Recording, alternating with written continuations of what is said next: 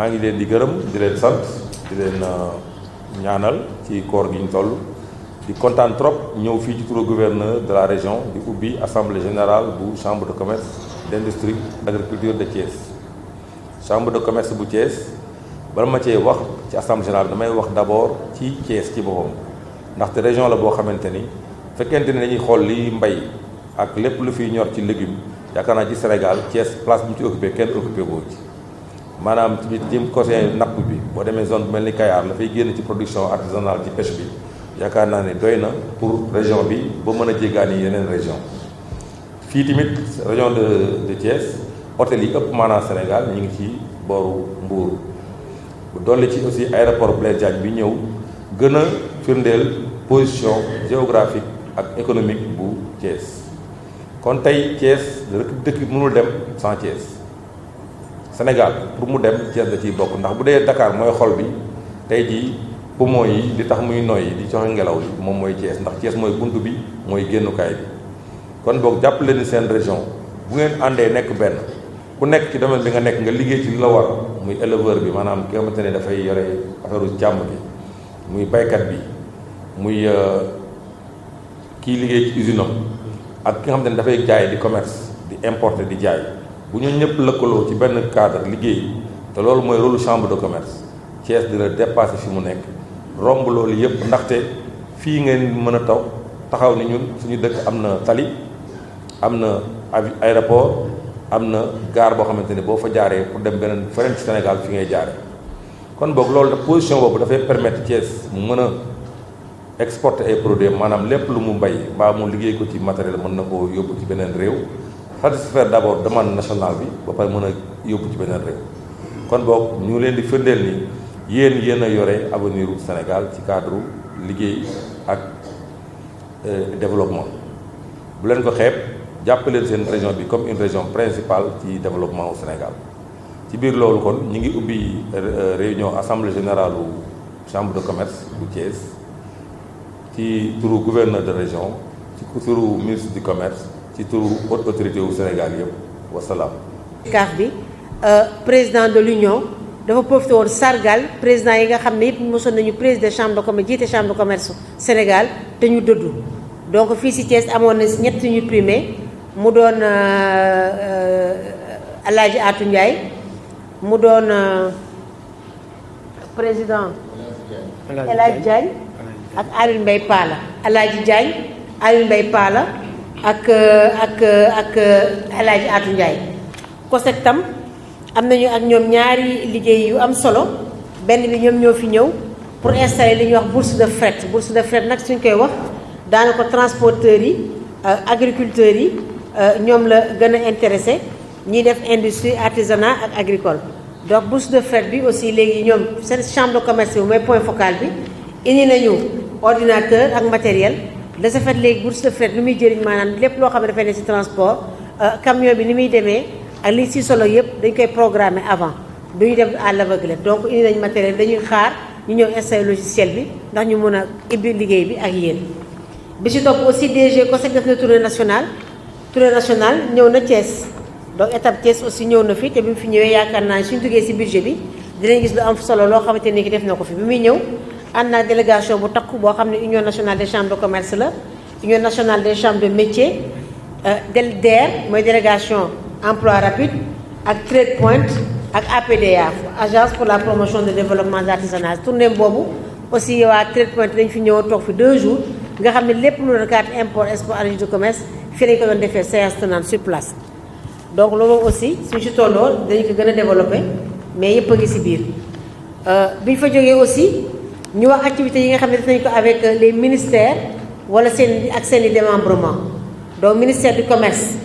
maa ngi page 28 ministère du commerce nga xam ne mooy suñu ministère de tutelle donc moom la ñuy njëkk def chaque fois activités yi ñuy def ak moom ki nga xam ne mooy madame Monati toog fii nga xam ne moom mooy chargé de tutelle au niveau du ministère au niveau de la direction du commerce intérieur donc chaque année comme ren recevoir nañu balaa ñuy toog ñu def ak moom conférence budgétaire maanaam compte définitif yi daaw ñu présenté ko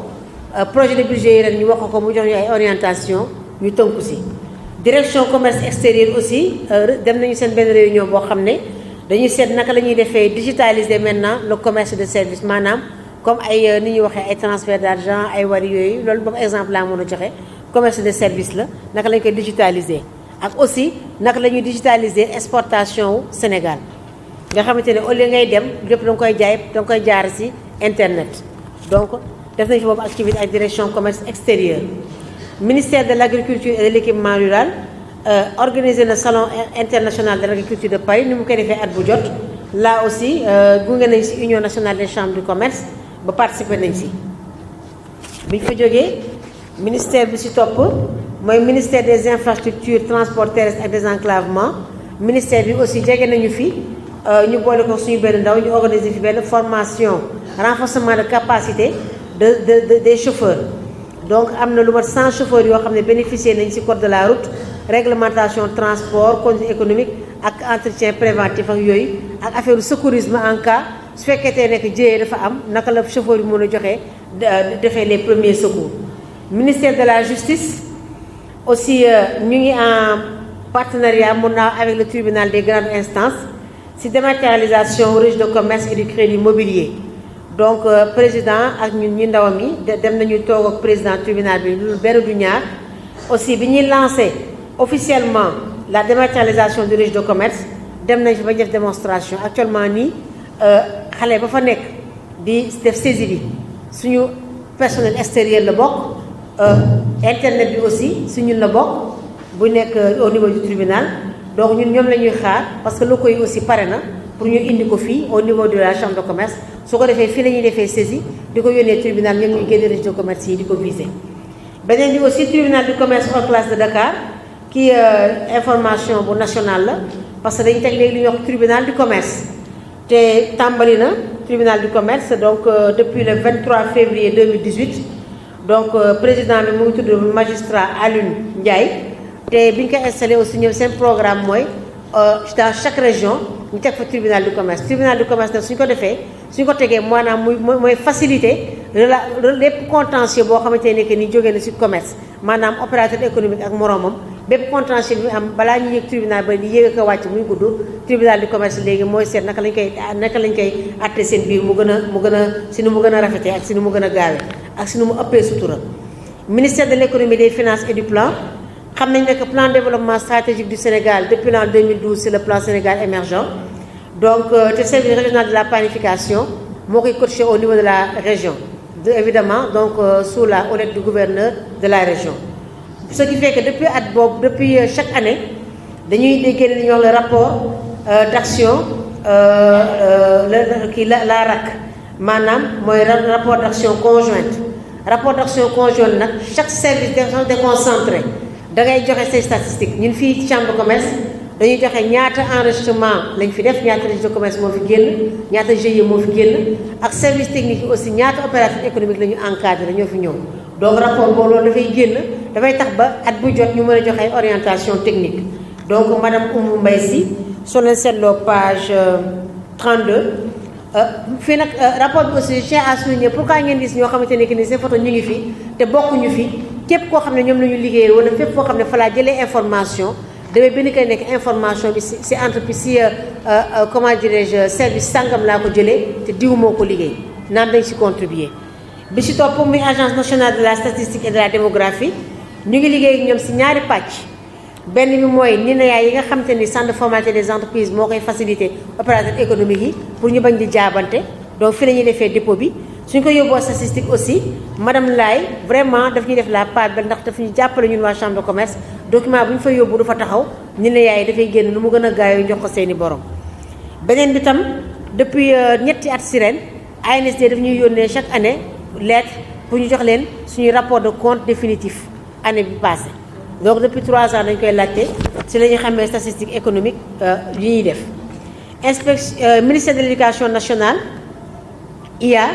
am na ñoom activité boo xamante ne que ni ñoom léegi dañuy toujours dañuy demander suñu contribution maanaam si module ak curricula yi nga xam ne moom la ñuy dugal si formation bi ndax léegi li ñu bëgg mooy képp koo xam ne da nga nekk primaire wala nga nekk secondaire sa formation bi ñu lay defal ñu boole waale si formation boo xam ne soo génnee si saa si di nga mën a liggéey donc loolu aussi ñun contribuer nañ si bu baax a baax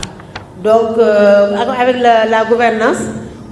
aussi de bokk nañu si lu mot participer nañu si ay CRD yi mot na si lu tombé 7 CRD yoo xam ne def nañu ko ak gouvernance benn bi mooy pétrole bi nga xamante ne que ni dafa feeñ Kayar bi ci topp moo doon journée mondiale du lait ñu ko doon préparé beneen bi mooy schéma d'aménagement ak urbanisation Diass beneen bi fête de l'indépendance ñu koy waajal beneen bi aussi si DER délégation entrepreneuriat rapide mooy financement yi doon génn daaw demoon nañ ci CRD bi Thiès amoon ci pièce amoon ci 747 milliards yu tegal Tivaouane 745 millions Thiès Tivaouane 539 millions Mbour 710 millions lii la ñu prévoiroon avant DER bi effective donc bilan campagne agricole aussi dem nañ ci CRD bi ñu fa demee aussi dem nañu ci colloque international ci formation des futurs métiers dans l'enseignement supérieur parce que comme ni ñu ko waxee dañu bëgg muy ndaw bi di mag bi képp koo xam ne léegi pare nga formation nga def stage ñàkk def stage ci stage da ngay apte au travail da ngay mën a liggéey donc yi CRD lañu def ak gouvernance ak la chambre des métiers avec les chambres consulaires bu njëkk bi mooy chambre de métier bu Thiès chambre de métier bu Thiès def nañu fi atelier sur la commande publique ndax xam nañ ne que état du Sénégal depuis quelque temps dafa jagleel 30% de la commande publique aux locaux maanaam opérateur économique boo xam ne au niveau local yow li ngay def méngoo na ak norme de qualité laata ñuy jéggi état du Sénégal di jéggaane di commande yi fële si biti fii lañ koy commandé donc atelier boobu aussi demoon nañ si ak DG bi mu doon expliquer naka lay demee te amoon na ay opérateur ay artisans yoo xam ne gañe nañ si ay marché yu bare doon def ay témoignages wax fan la ñuy jaar beneen bi ñuy def ak waa chambre de métier muy foire internationale de Dakar xam nañ ne que léegi pavillon bi c'est payant bii passé chambre de métier moo am partenaire boo xam ne moo fay pavillon bi différence bi aussi comme ñun ñetti exposants la ñu amoon chambre de commerce li nga xamante ne que ni contribution bi ñoom ñoo contribuer li nga xam ne mooy différence bi seen stand ak chambre de commerce de Kaolack def nañ fi foire internationale de Kaolack aussi dem nañ fa te foire internationale de Kaolack aussi bi ñu fa demee ñoom dañuy teg benn pavillon boo xam ne chambre de commerce dañ ko jagleel donc 14 chambres de commerce du Sénégal ku si nekk amoon nga fa benn stand boo xam ne da ngay toog di expliquer yow sa région lan la sa chambre de commerce di def. maire yi daanaka mun naa ne mairie ville lañu si amal activité parce que maire de la ville Talla Sylla dafay def pratiquement juróom-benn weer yu nekk audience publique donc dañ siy teew. beneen bi aussi maire yi woo nañu teg fi benn conseil consultatif de la ville de Thiès installé ko donc loolu aussi suñu beneen ndaw bu tudd madame Thioub moom moo ñu fa représenté donc dafay lu ko waral mooy partage cadre législatif des collectivités locales ak examen charte du conseil consultatif de la ville ak teg ay commission ak aussi ñu adopté benn règlement intérieur bi ñu fa jógee aussi teg nañu li ñuy wax forum des investisseurs ndax mairie dafa am plan de développement de la ville à hauteur de 8 milliards 750 millions donc bi mu ko doon def le premier ministre Boun Abdallah Dionne moo ko présidé woon donc man ak président Modou Diop ñoo représenté woon chambre de commerce demoon nañ si avec la mairie yaakaar naa ne que yooyu dañ def ak mairie bi partenaire technique et financier li ñuy wax PTF donc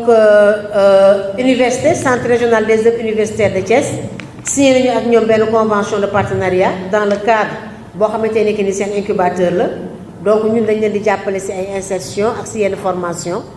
donc ñoom aussi ñuy jàppale suñu soxlaa seen ndaw yi seen étudiants yi kii aussi installé nañu aussi le DG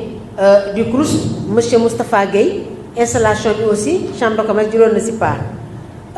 conseil d'administration CROUS bi nag xam nañ ne que président chambre de commerce moo représenté chambre de commerce donc def na assemblée conseil d'administration def na ko defoon na aussi assemblée générale extraordinaire centre de gestion agréé bu Dakar aussi suñu partenaire la ñoo ñu tegal chambre de commerce centre de gestion agréé bi donc aussi ñoom may nañu suñu opérateur économique yi waa Thiès ak waa Mbour particulièrement les pharmaciens ay formation ci affaire u naka la ñuy lire seen ay bilan ak seen compte de résultat donc seen formation yi nag OIF mën na ko financer ENABLIS aussi suñu partenaire la genre appui encadrement la ñuy def SACO Canada ONG SACO aussi suñu partenaire mun naa ne suñu partenaires yi ñoo GIZ si yi gën a mag si la bokk ndax formation yi bari ñu fi jox ñoom ñoo ñu koy jagleel dañu yónnee seeni ay volontaires donc def nañ fi daaw ay activités yu bare donc formé nañu ay acteurs yu bare ci organisation événementielle nga xam ne dañu ko ibbi woon avec la mairie la chambre de métier ak organisation UNACOIS yu bari yi nga xam ne ay événementiel ñëwoon nañ si ak suñu ay agents donc def nañu aussi renforcement si maanaam affaire énergie solaire formation def nañ ko def nañ fi aussi formé nañu agents yi gën nañ leen renforcer suñu capacité ñu nag madame ndaw yi fi ne suñu gën a xarañ suñu liggéey ak aussi voilà installé nañu suñu site internet formé ñu si nag lañ koy renseigner donc am na benn académie aussi boo xam ne souvent dafay solliciter SACO di ko jaarale si ñun moom aussi ñu koy yónnee ay volontaire ba am na site ba jàngal nañ leen ko assisté par ordinateur GIZ de réussir muy suñu beneen partenaire boo xam ne partenaire bi aussi bu am solo la moom aussi am nañu ak moom ñetti activité yoo xam ne def nañ ko benn bi ñu inauguré seen centre bavarois benn bi aussi ñoo waa ANPEJ bi ñuy lancé seen programme toog tekki sama réew sama gox beneen bi aussi dañuy signé ak chambre de commerce convention de partenariat nga xam ne dañuy former 120 jeunes lu mat si 4 secteurs boo xamante ne que ni dañuy tax ba suñu fa génnee ñoom aussi ñu am seen liggéey yu décent dinaa si gën a dugg si kanam donc loolu lañ def avec les partenaires techniques et financiers avec les organisations professionnelles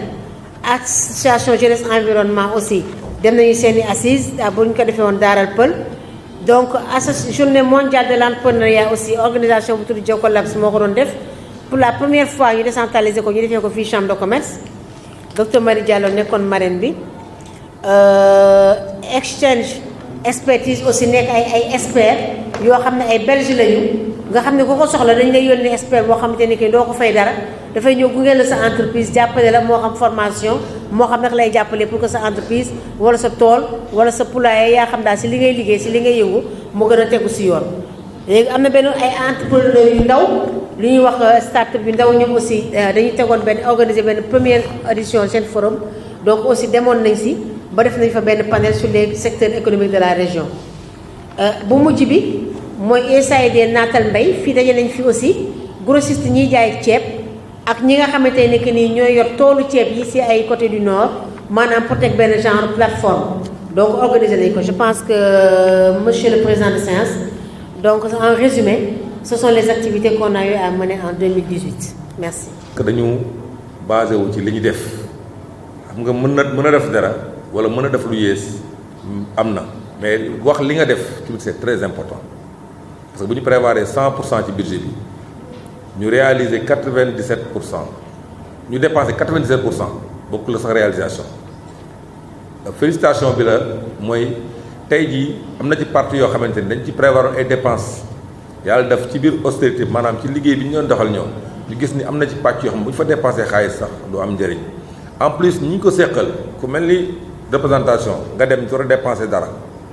gis ni lii c'est pas nécessaire bañ ko dépensé ñëw rendre 300 000 yi nga waroon def nga dépensé ci 175 000 te ñu te boo xool le 300 000 bu doon nga bind 300 000 tey kenn du ko weddi peut-être di ko justifier neneen mais wax réalité wu chiffre yi ba xam ne tey bu ñu demoon suba di auditer secrétaire général bu génnee kayit yi li ñu gis ci budget bi fii mu ñu présenté mu lay fekk ci kayit yooyu parce que li ñu leen di rendre compte ni suba mën nañ xëy ñëw ni comme am nga subvention état am nga subvention wu tel dañu bëgg contrôler li nga dépense foo ko jaarale boobaa bu bindee ay chiffres yu ko neex du mën a justifier li mu bind fii tey donc ngeen jàpp ni aussi dafa leen di liggéeyal ci transparence moo waral 97% au lieu de 100% parce que 97% yi da nga koy liiree beneen sens bi mooy que dépensé na 97% li ñu prévoir li waral nag nekkul 100% c'est parce que am na fu ñu économiser am na foo xamante ni lañ fi prévoir une dépense amu fa waaw parce que boo prévoir benn dépense ni damay fay téléphone 500 000 nga fay 430 000 70 000 francs yooyu da nga koy jàppee ni dafa des ci kees gi loo dépensé wul la day am pourcentage donc lecture bi dafa war a nekk dans les deux sens ngeen comprendre ko noonu xam ni transparence su liggéey bi moo ko waral ak réalité wu li ñuy def bañ a inventé benn chiffre waaw. merci monsieur le président de séance kon ni ko président waxee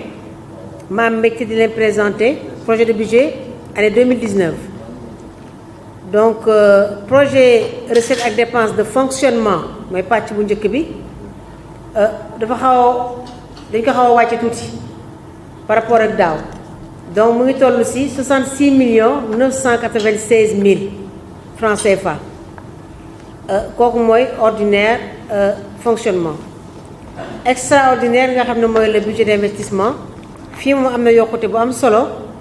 à hauteur de 85 87 500 francs léegi dinañ ci tënk léegi ce qui fait que le budget global pour l'exercice 2019 nous avons 152 millions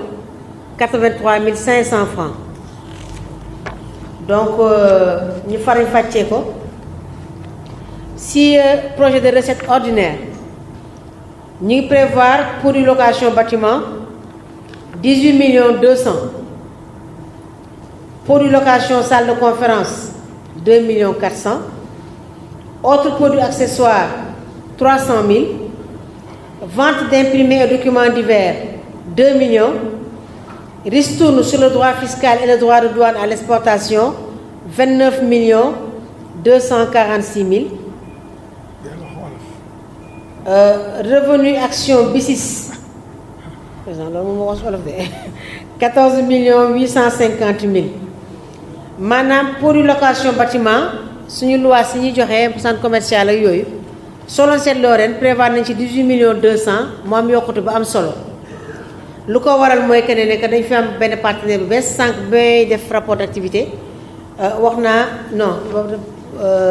ci rapport 2019 bi la yegg seegu ma si en fait dañu am partenaire bu bees mu tudd benn ONG Endagraft. Donc ONG Endagraft comme ni Transvi ñëwee dañuy suñu ñoom partenariat ñoom aussi non seulement dañ leen di héberger mais dañuy jàpp ci suñu liggéey donc ñoom aussi du c'est kii nañu dañu waxaale ñoom à hauteur de 1 million 500 1 million 500 donc moo yokk si pour une location bâtiment yi donc ce qui fait que maintenant on a année bi am nañu tëngee ci am nañu fii ñoom atal am nañu Transvi mais ONG Endagraft aussi yokku si na moo tax ba fii mu yokk ba 18 millions 200. Location salle de conférence daaw dañu prévoir 2 millions ñu wàcc 1 million 800 dañu am ay concurrent mais dañu ne duñu nelaw si suñuy on va pas dormir sur nos lauriers dañuy defaraat yokk suñu chance pour ñun aussi ñu nekk seeni concurrent ñu dañuy dépasser 2 millions yi ñu wax prévoiroon ñu prévoir 2 millions 400 te soo leen seetloo tàmbali na ndax soo leen seetloo am na ay genre chaise yu bees yoo xamante ne que nii nekk fi woon daaw te gis ngeen ne mu ngi fi ren donc ñuy commencé di tàmbali nànk-nànk ñu nuyu Bassirou Fall mi yegg si autres produits accessoires 300 000 la ñu inscrire vente d'imprimés et documents divers 2 millions ndax daaw lu ñu tere ñu yegg 2 millions barewul 70 000 moo si manqué te vraiment on est en train de mettre le paquet pour sa xëy na ñu dépasser ay rentrées d'argent si lii donc ristourne bi bu état bi ñuy jox 29 millions 246 000 action BICIS nag soo leen seetloo ñaari at yi passé dafa wàccoon ndax BICIS dafa wàññi woon xaalis suñu doon def ay investissement yu bees ñu jàpp ko ne ko comme ñaari at investir nga xanaa ñetteeli at bi li nga investir di nga war am retour sur investissement moo tax ñu daal si yokk dañu prévoir woon daaw 5 millions moo tax ren ñu prévoir 14 millions 850 000 si rentrée BICIS yi parce que 2 ans wàcc nañu bu baax a baax soo leen seetloo daaw géej on était à presque 20 millions ñu wàcc ba ay 6 millions et quelques daaw 15 millions ñu wàcc ba ay 9 millions kon nag investir nañu yaakaar nañu seen investissement ren dina jur ce qui fait que recette ordinaire ñu ngi prévoir am si 66 millions 996 000 si recette ordinaire léegi recette ordinaire yooyu ñu fas yéene ko farañ fàccee naka recette extraordinaire ñu ngi siy xaar 85 millions 87 500 donc année budgétaire 2019 bi ñu ngi siy xaar 152 millions 83 500 naka la ñuy fas yéene dépenser dépense de fonctionnement maanaam dépense ordinaire achat et variation de stock produits d'entretien ñu ngi prévoir dépenser si ren 150 000 francs fourniture imprimés et documents divers ñu ngi si fas yéene jënd njëgu 300 000 dépenser njëgu 300 000 parce que dafay méngoo ak li ñu fas yéene yegg si vente d'imprimé ak yooyu parce que su fekkee da nga bëgg yokk sa vente d'imprimé da ngay jënd imprimé parce que da ngay jënd pour jaay donc foog nga yokk li ngay jënd naka yokk li ngay jaay fourniture de bureau 650 000 ndox mi 1 million 780 000 parce que ndox mi aussi je dois souligner que xam nga daaw jéeg waxoon nañ leen cas de fuite bu fi amoon donc cas de fuite bu fi amoon bi ñu ko réparé moo taxoon daaw mu wàcc mais malheureusement pour ñun côté bi ñuy réparé beneen côté bi moo jël daaw moo tax moo ñu indi surprise boobu moo tax mu yokku ay 400 et quelques mille donc ce qui fait que côté bu amoon fuite daaw réparé nañ ko comme nag xam nañ dina am beneen côté buy génnaat moo tax ñu prévoir 1 million 780 000 ñu xamante ne que rek chambre de commerce bi yàgg na parce que quand même léegi mu am 100 ans d'existence tey ñu yooyu moo nekk ci suuf ba tey. Courant électricité 2 250 000 la ñu prévoir carburant 5 millions achat petit matériel outillage 100 000 prestation de services divers 100 000 tenue de travail du personnel prévoir wuñ ko ren soo leen seetloo daaw yi nga xam ne dañ ko prévoir ligne yooyu te yegguñu fa wala dépensé wuñ ko ren dañu wàññi bu baax prévision dépense ci ligne yooyu am na yoo xam ne on a prévu 200 000 on n'a pas dépensé par mesure de prudence ñu dugal fa 100 000 parce que lu ñu bett aussi la ñuy bañ. Transport de plis abonnement boîte postale 48 000 voyage de placement du personnel 2 250 000 voyage de placement des membres élus on a prévu ñu prévoir ci 4 250 000 location de bâtiment ñu prévoir ci 995 000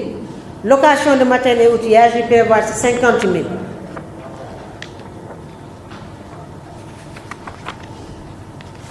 Entretien et réparation des bâtiments ñu prévoir ci njëgu 500 000 entretien et réparation mobilier ñu prévoir ci 300 000 entretien et réparation machine de bureau ñu prévoir ci 370 000 entretien espace vert ñu prévoir ci 250 000 entretien et réparation matériel de transport ñu prévoir ci 400 000 autre entretien et réparation ñu prévoir ci 100 000 prime d'assurance mooy li ma leen wax sànq rek salle de conférence bi ak parc informatique bi 400 000 matériel de transport 231 000 la ñu prévoir études et recherche 1 500 000 ndax xam ngeen ne que partenaires yi sollicité bind yi bind ba tax ñuy am yenn subventions yi donc là dañuy fay études yi des frais d'études et de recherche documentation générale 100 000 annonce insertion frais de communication 500 000 foire et exposition 400 000 frais de colloque séminaire conférence 400 000 cadeau d'entreprise charge de relations publiques 100 000 frais de téléphone 1 500 000 frais bancaires AGI 300 000 honoraires 500 000 redevance pour site internet 100 000 cotisation CPC-CAF 500 000 personnel extérieur 4 300 000 réception frais de restauration 800 000 impôt foncier 730 000 taxes sur les appointements et salaires 760 000 autres impôts et taxes 20 000 frais de représentation 3 600 000 participation à des manifestations diverses 1 million remboursement frais de réunion 2 500 000 appointements et salaires 16 millions prime d'entretien véhicule 120 000 congés payés 1 800 000 heures supplémentaires 750 000 prime de transport 1 652 000 gratification 700 000 indemnité de logement 600 000 indemnité de responsabilisation 1 800 000 cotisation IPRES par patronat régime général 2 130 000 caisse de sécurité sociale 500 000 IPM par patronal 530 000 IPRES par patronal régime cadre 330 000 fii rek ma préciser que ne que IPRES bi am na bor boo xamante ne que mu ngi ci kër gi yaakaar naa ëpp na 20 ans wala 30 ans donc dañu commencé di ko éponger daaw lañ ko prévoiroon sax mais daaw amuñu woon rentrée yu ko mënoon éponger donc ak moratoire dañu fas yéene dugal at bu jot au moins n'est-ce pas fii léegi 2 ou 3 ans ñu éponger bor IPRES boobu nga xamante ne que nii ëpp na 20 ans parce que bi ci waxtaanee dañu ne que sooy doon da ngay doon actif waaye da ngay doon naale passif tam loolu moo tax ba ñu dañu koy éponger donc charge budgétaire yi 66 996 000 la ñu prévoir ma ñëw ci recette extraordinaire yi nga xam ne moom la ñu prévoir pour les budgets d'investissement subvention COSEC bi 10 millions contribution GIZ ci programme tedd ci sama réew an bi ñu année 2019 bi ñu ngi ci prévoir recouvrer 62 882 500 chambre de commerce war na ci contribuer à hauteur de 6 475 000 remboursement baro taxi bi xëy na ren mu dugg 2 millions fonds de réserve ñu fas yéene fa jël 3 730 000 donc recette extraordinaire ñu prévoir am si 85 millions 87 500 léegi ñu continuer agencement aménagement installation Thiès on a prévu 1 million pas Thiès agencement aménagement installation 1 million 500 fii Thiès si la bokk Tëngéej si la bokk soo la seetloo daaw defar nañu toit bi centre commercial defar nañu toilette yi defar nañu bunt yi donc loolu aussi si la bokk léegi soo leen gisee aussi première phase réhabilitation des bâtiments consulaires ñu dugal fi 9 millions parce que fii aussi dañ ne balaa nga naan da nga fay nekk te loolu aussi nous remercions vraiment madame Reine Monoté si orientation yi ñu doon jox loolu aussi si lañ si tënku ne léegi balaa ñuy toog bind projet rek toog di wuti ku ñu ko financer ñu nañ ci dugal suñu loxo au lieu ñuy rep ñuy kii moo tax centre de formation bi nga xam ne tëj na depuis des années léegi ren dañuy tàmbali liggéey bi di ko tàmbali suñu bopp à hauteur de 9 millions ku ñu si fekk ñu si en même temps aussi am nañu projet ak ADPME teg benn centre d'incubateur agroalimentaire foofu aussi foog ñu aménager espace bi su ko defee suñu amee matériel bi su ñëwee transformatrices yi jeunes yi nga xam ne ñu ngi leen di former fii amaguñu moyen teg unité de transformation ñu ñëw fi centre d'incubation matériel dina fi nekk machine yi dina fi nekk outils yi dina fi nekk ndaw yeeg man ñu ànd di leen gunge ñu ñëw di ko utiliser fii à tour de rôle donc loolu aussi moo tax ñu prévoir def première phase ndax réhabilitation yi nga xam ne bëgg nañ fi def yaakaar naa ne ëpp na hauteur u 200 millions jëm kaw mais foog ñu tàmbalee si benn tey ndax ëllëg si bi ñu mën a yegg si ñaar donc matériel de jardinage ñu prévoir si 350 000 matériel de bureau ñu fas yéene si jënd njëgu 600 000 matériel informatique ñu fas yéene si jënd njëgu 600 000 mobilier de bureau ñu fas yéene si jënd njëgu 480 000 matériel de sonorisation bi ñu prévoir woon daaw te jënduñu ko ñu jënd ko ren 350 000 moteur 500 000 ndax am na oto boo xamante ne que nii actuellement nii aussi foog ñu changer moteur bi pour mu mën a fonctionnel pour l'administration achat de véhicule bi ñu dugaloon daaw 3 millions yi ren dañu koy complété à hauteur de yeneen 2 millions mu yegg 5 millions pour ñu mën a jënd oto bi matériel de service 100 000 autre matériel de service téléviseur dañuy jënd télévision bi 150 000 parce que ñun aussi dañu actuellement dañuy dugg si concurrence pour que suñu salle aussi mun a am ay revenus yu baax moo ko ñu toog ne hôtel yi bees na ngi ñëw yeneen na ngi ñëw ñuy toog ñun tamit dañuy beesal ndax suñu revenu mën a yokk donc voilà donc total des dépenses extraordinaires ñu ngi si prévoir 87 500 donc monsieur le président de séance si tënk si bamtu donc recette ordinaire ñu ngi si prévoir recette et dépenses ordinaires ñu ngi si prévoir 66 996 000 recettes et dépenses extraordinaires ñu ngi si prévoir 85 87 500 total général ñu ngi si prévoir pour l'année 2019 152 83 500 francs. asalaamaaleykum wa rahmatullah. Le ministre du commerce madame Assome Diatta Aminata Assome Diatta mi nga xam ne elle est nouvellement installée nommée ministre du commerce et des PME ak ci tuuru le directeur du commerce intérieur monsieur Ousmane Mbaye donc di rafetlu tenue assemblée générale bi comme ni ko commissaire waxee sànq yaakaar naa ne képp ku toog fii war nga bëgg ak rafetlu donc déroulement assemblée yi et puis au passage monsieur le commissaire maa ngi lay féliciter ci tenue présidence de séance bi. Merci. Parce que je vois que ak ce pragmatisme loolu dafa am solo pour que booy fekkente ne yaa ngi présider donc séance bu mel ni assemblée générale chambre de commerce Thiès donc di la ci féliciter di nuyu tamit donc encore monsieur le président donc de la chambre de commerce de Thiès ak membre du bureau yi toog fii yëpp membre du bureau yi maa ngi leen di nuyu donc di nuyu membre assemblée générale bi di nuyu tamit madame le secrétaire général n'est-ce pas di nuyu l'ensemble des membres ak ñi nga xam ne ñëpp ñu ngi teew fii ci assemblée générale chambre de commerce su Thiès bi donc di leen nuyu ci turu autorités yi nga xam ne ñoom lañ fi teewal loolu vraiment ay action la yoo xam ne yi ñu ngi koy rafetlu au niveau de la chambre de commerce de Thiès et di leen demander di leen encourager pour que ngeen loolu la état bi di xaar ci yéen donc chambre de commerce dans le cadre de la promotion de ces activités ak de réalisation mission yi nga xam ne moom la ko état bi jox formation bi information bi promotion donc du secteur privé lii yëpp dafa nekk ay actions yoo xam ne bu ñu toogee foog ñu relever ko avec satisfaction et di leen ci encourager ci wàllu loolu donc ci wàllu boobu donc loolu moo leen permettre activités yi nga xam ne moom ngeen développer donc moo leen permettre ngeen mën a réaliser un excédent de recettes parce que bu ñu xoolee le compte définitif quand même de l'exercice 2018 daañu remarqué ni ko secrétaire général waxee ne que réaliser ngeen donc 67 millions de recettes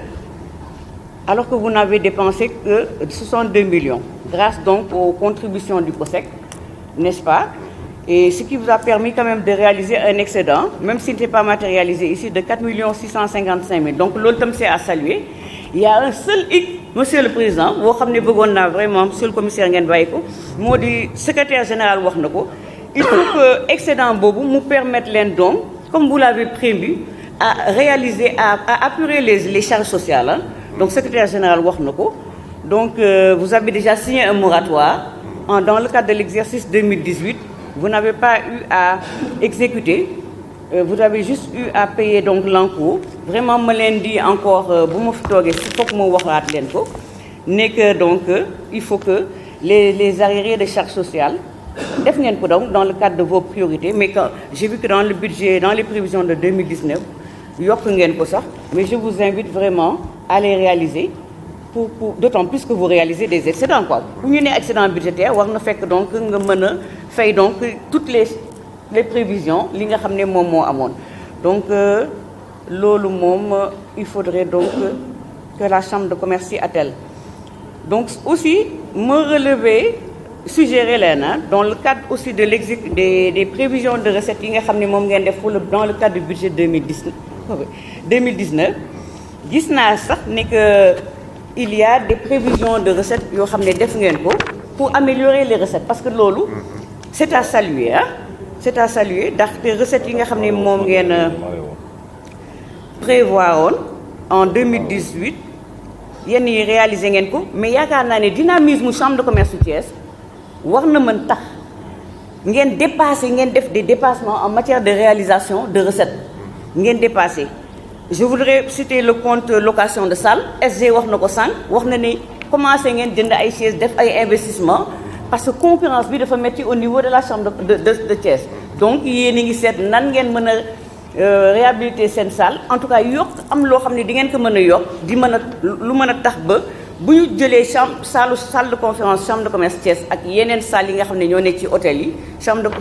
de conférence ou chambre de commerce Thiès donc du leen yóbbul dara et que donc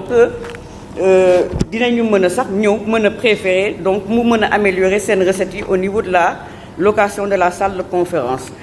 Autre chose beneen compte bi tamit c'est les autres accessoires n'est-ce pas ainsi que les ventes d'imprimés et documents divers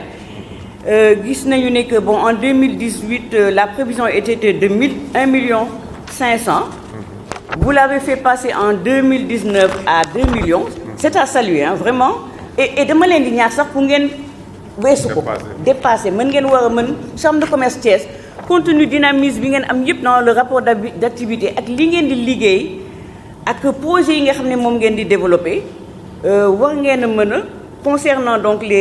ces produits là li nga xam ne moom ngeen am dans votre budget ngeen mën a dem ba am ak si ay recettes yu gën a am solo comme commissaire wax na ko ne chambre de commerce région de Thiès mooy poumon économique donc loolu foog mu feeñ tamit bu baax a baax seen budget loolu am na solo donc si wàllu investissement bi foofu lay jeexale président di rafetlu évidemment impact bi nga xam ne appui seen PTF yi am na ko président Diop wax na ko sànq 35 millions bi nga xam ne réalisé ngeen ko dans le cadre du budget d'investissement ça c'était pour l'année 2018 n'est-ce pas grâce au COSEC à l'appui du COSEC et du projet Réussir c'était la première partie je pense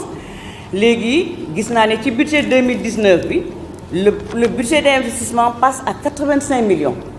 donc suñu toogee foog ñu rafetlu ko parce que toujours dañuy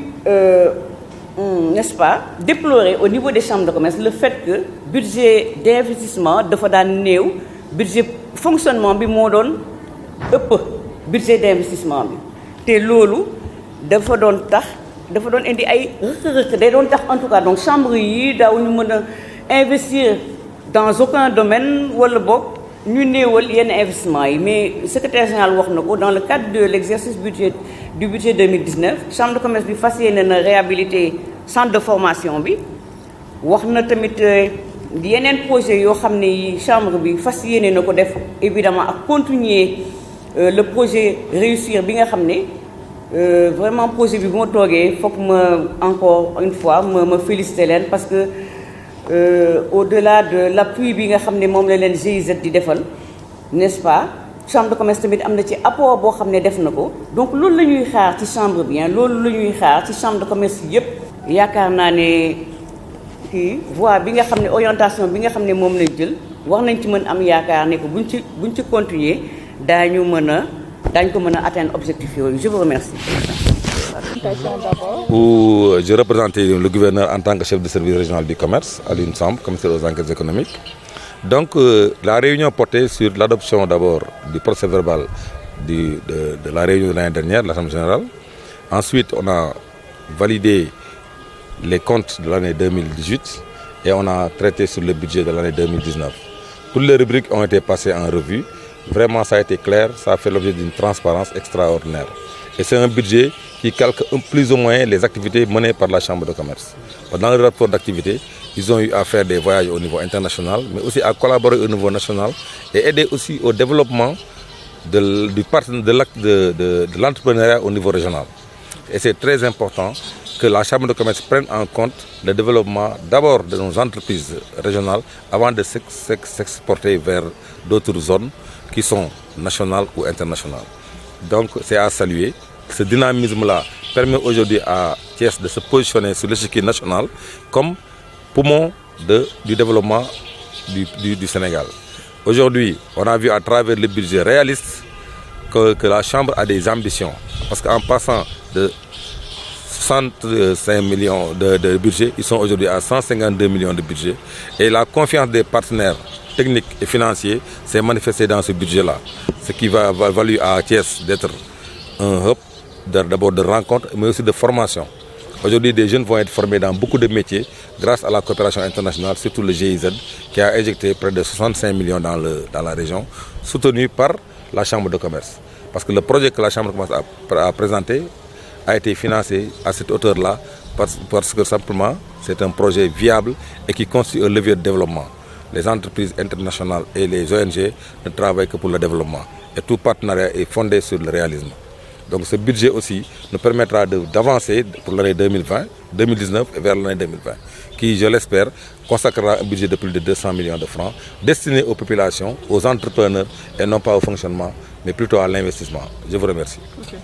Tey li ñu fi indi woon mooy ñett pàcc la benn bi dañu defoon daaw réunion ñu waroon rendre compte ci réunion boobu lañ fi waxoon lépp ñu expliquer ko nit ñi ñu d'accord ci. ñu xool budget wu daaw bi li ñu ko exécuté ñu xool compte yëpp ndax lañ ca doon xaar def nañ ko ñu gis ne réalisé nañ par 97% budget bi am nañ ci luñ ci économiser sax ren jii nag ñu war a song budget 2019 bi. budget 2019 bi dafa am lu ci ràññeeku mooy leeraay bi am ci bilan wu 2018 bi dafa feeñ ci 2019 bi yokk na projet yi yokk na mën-mën bi ba ñu jógee ci 66 millions daanu ci tey ji 152 millions de budget. am na ay bailleurs yu ñëw di ñu jàppale bailleur na boo ko déggee mooy ko xam ne bitim réew la jóge yore alalam bëgg a dugal loxoom ci développement au Sénégal Thiès en particulier dafa wane pas-pas wane mën-mën parce que nag bu ñu xeeb suñu bopp duñu waa Thiès dañoo xarañ ci liggéey secrétaire général mën na ko témoigner ak équipe bu président dañoo liggéey ba tey jii ku mel ni GIZ jël 65 millions di ko financer pour le développement de Thiès. développement Thiès nag mooy développement entreprise yu Thiès yi entreprise yi ci kër yi la commencé law ba ci mbedd bi mais tey jii li ko gën a doxal mooy nit ñi dañoo fas yéene liggéey ku bëgg a liggéey da nga war am jumtukaay yooyu nag pour ñu am ko mooy formation boobu nag ci la sukkandiku ci réalisme chambre de commerce ba jeunes yi di ci bénéficier mën naa jox benn cas rek dawal camion du lu yomb te formé nañ ci ay xale yoo xamante ne tey jii bu ñu demee ci structure yëpp mën nañ cee dawal camion ba nga xamante ni lañ cey amakas néew mën a aider au développement social de la région mu bokk ci activités yi xamante ne chambre bi da ko war a mëne parce que ku ni transport soxla ay professionnels aussi bien ci transport en commun que transport de marchandise liggéey nañ ak ku mel ni COSEC aussi ci domaine yu bëri chambre bi daal ci gàttal fexe nañ ba wane seen bopp ba ñu wóolu leen di leen jox alal ñu koy defaat ci biir population bi ndax jëriñoowuñ ko dañ ko jël di ko investir ci gox bi pour que ku nekk ci ñun war cee mën a yëg ci sa bopp am ci yëg-yëg jërëjëf.